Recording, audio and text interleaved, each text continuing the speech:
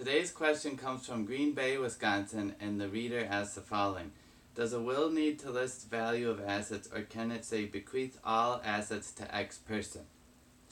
Short answer, you don't have to leave the value of the assets. You don't have to state the value of the assets in the will at all. It can just bequeath in general terms all my assets to X person, as your question suggests. In fact, I don't recommend putting the value of your assets in the will, namely because asset values are changing often. In the case of some things like marketable securities, stocks, bonds, they can change every day. And with real estate, it can change depending on market conditions, month to month, year to year.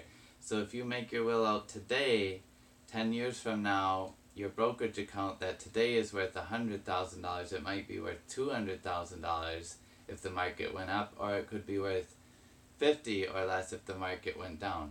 So in general, I don't put asset values in the will.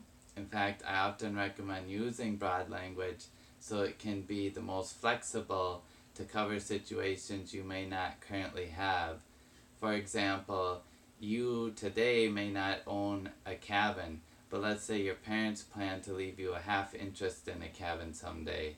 Well, 10 years from now, they may have passed and you own that cabin, but today when you met with the lawyer you didn't mention it because it's not your asset.